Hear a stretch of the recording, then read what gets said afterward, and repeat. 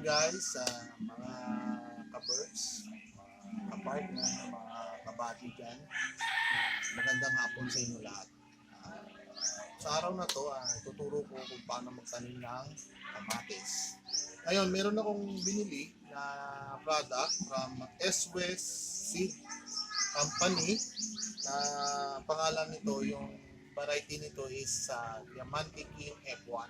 So, na choice ko siya kasi most sa research ko mas productivity nito mas malaki yung potential income niya kasi pag nag-provide siya talaga ng fruit sa puno is naabot ng 4 to 5 kilos daw. So ita-try ko lang siya for the meantime. I use 200 seeds para punla ako muna dito sa 200 pieces ng seed tray ko. Ayan. Pwede ko may tanim. So ito siya, papakita ko. Malay nyo, baka gusto nyo rin i-try. Ayan. Kumbaga sa akin, first time ko talagang mag-farming sa katulad nitong gusto ko lang i-try. So pag maganda yung result, itutuloy-tuloy ko na kasi guys, subukan kasi na-prepare na ako already. So na ano ko na to dito. Na-ready ko na yung pagtataniman ko ng seeds. Yan. Saka sorry pala sa background ko, medyo may nagsasaya doon sa kapitbahay. Rinig yung magandang boses nila dito. Anyway, halika na, diretso na tayo. Kapag tatanim kasi nito,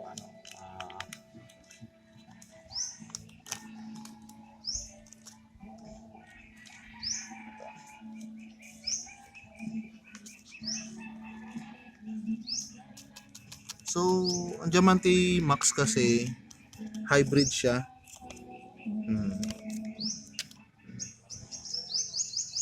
So, nilagay natin isang buto bawat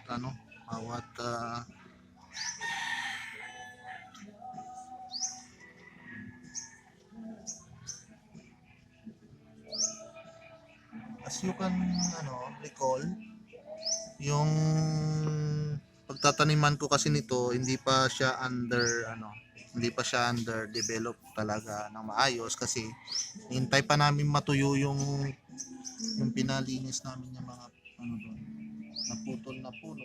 Kailangan kasi silihan na so by end of the month of this December, susunog na kami doon. Sana hindi na umulan para tuloy-tuloy na yung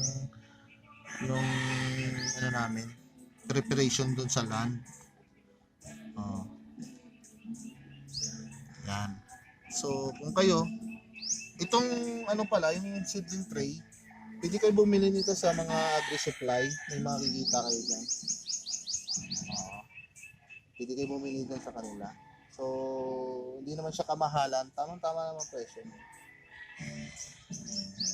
Also yung mga seeds na katulad nito na sinasabi ko, meron yan sa agri-supply. Yan. Kasi pag sobrang lalim kasi hindi makakalabas, kaya huwag masyadong laliman yung butas ng tray nyo para hindi siya ganong para makahinga naman yung buto. Yes. Actually ito guys, to be honest, wala akong experience talaga sa farming. Ang nakikita ko lang to kasi meron kaming palayan sa province namin, pero hindi ako exactly actual na gumagawa, may mga taong gumagawa para sa farm. Pero siguro nakikita ko kung paano nilang ginawa. Sa akin lang naman kasi to based on my research lang. So, tinatry ko lang kung kaya ko. Kung kaya ko, tuloy-tuloy na yan. Una-una may mga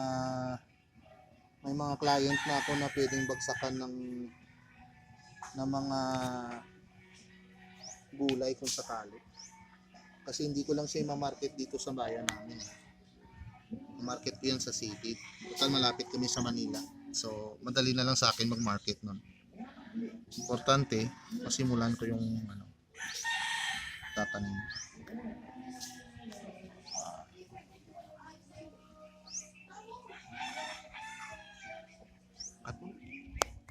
Kaya, yan guys, meron na check natin, tingnan nyo, puno yan. Itong isang tray kasi 128 to, 128 holes yan. Ito, pangalawa 128 holes din yan. So, lahat ng holes meron yang seed. So, parang sumobra yata sa 200 yung seeds ko. Nagiging 250 yata. So, ayos yan kasi mostly sa mga ganitong seeds kasi hindi siya 100% na flat zero lahat na tutubo. So, meron dito na magpipil talaga. So, maganda na yung mas may reserve ka kaysa magkulang ka doon sa kasi doon sa preparation ng land, so kasya doon na 200 puno talaga, so okay yan. So ito na, as you can see, lahat ng holes na merong mga seeds. So some holes nagdoble na nga eh. So mas maganda yan pag yung doble katulad nito. Kung mag-plan kayo magtanim ng ganito rin karami, so maganda gawin nyo na lang dalawa para kung may mag-fail doon sa isang hole, mag-fail doon. So dito dalawang tutubo. So pwede mo siya ilipat doon sa hole na wala. So may reserves ka kumbaga. So sa akin okay na to kasi lahat naman ng holes meron. Okay, so ang gagawin ko lang ngayon, so tatakpan ko na siya ngayon. Tatakpan ko na siya.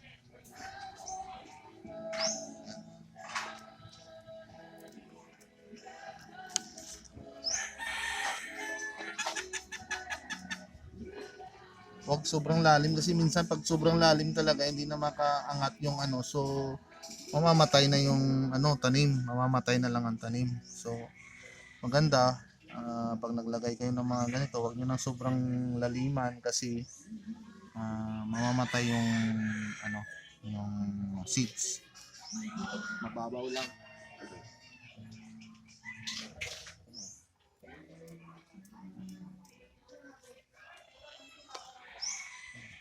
Gumamit ako ng black soil na compost.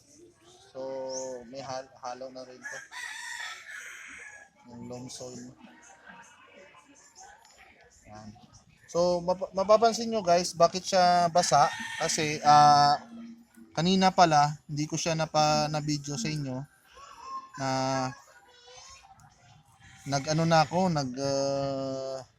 nilagyan ko siya ng mainit na tubig, mainit na tubig para mamatay yung yung mga bakterya dito sa compost. Kasi yung iba, mostly yung ginagamit kasi ng iba yung kinukok pa nila yung yung compost. Iniinit nila para mawala yung mga yung mga bakterya na hindi naman kailangan doon sa tanim. Kasi yan yung mostly na nangyayari sa mga hindi sila naggaganon yung tawag dito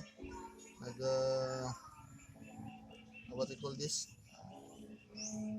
hindi nila pinapatay yung kaya nangyayari nagiging dumping off yung halaman pag usbong ng halaman, tapos bigla na lang mamamatay yung wala na buhay kasi may fungus yun, kaya dapat ma-fertilize mo muna yung lupa. Kaya ang ginawa ko, nag-init ako ng tubig tapos binuhusan ko siya ng tubig, saka ko siya nilagay dyan. Tapos nung lumamig na yung lupa, saka ko siya nilagay dito sa tray. Yan. So, mas safe yung ganun.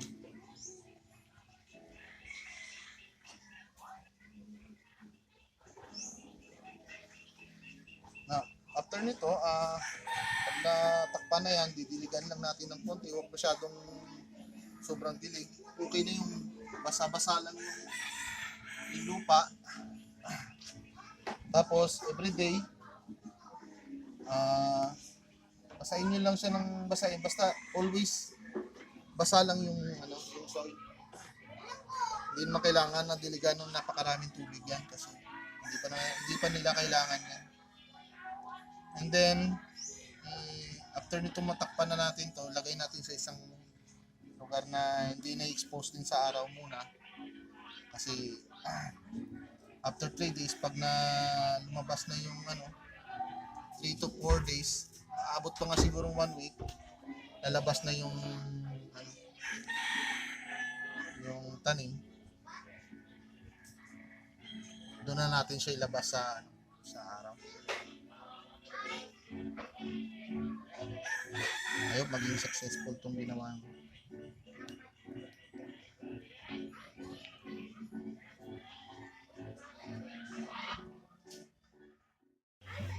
And guys, okay na.